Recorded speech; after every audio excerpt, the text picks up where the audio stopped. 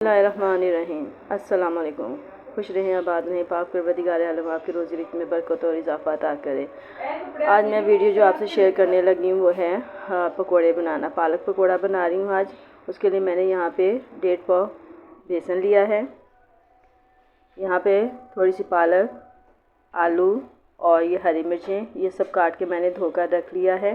साथ ही जो मसाला जात इसमें शामिल होंगे, खुश्क मेथी है, कलौंजी, सुरख मिर्च, नमक, अजवाइन और ये खुश्क धनिया जो कि कूट के रखा हुआ है। ये तमाम मसाला जात जो है इस बेसन में मैं शामिल करूँगी।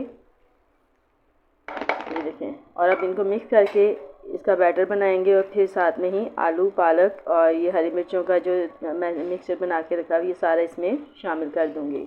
ये जी बैटर हमने तैयार कर लिया है, सब कुछ मिक्स कर लिया है। अब इसके मैं पकोड़े बनाऊंगी। देखें जी, अब हमारा ऑयल गर्म हो गया है। अब यहाँ पर मैं पकोड़े बनाना स्टार्ट करूँगी। तो पकोड़े बनाने से पहले मेरे पास ये ब्रेड के पीस पड़े हुए थे कुछ, उनके मैं पकोड़े बना रही हूँ। ये देखें, ये बहुत मज़ेदार पकोड़े बनते हैं, ब्रेड पकोड़ा टाइप का। लेकिन हम इसको सिंपल से ब्रेड के पीसेस को ये बैटर लगा के उसके पकोड़े बना रहे हैं। बच्चे अगर आपके पास अगर बची हुई ब्रेड होती है तो आप उससे भी ये बना सकते हैं। और ये साथ ही अब मैं पकोड़े बनाऊंगी।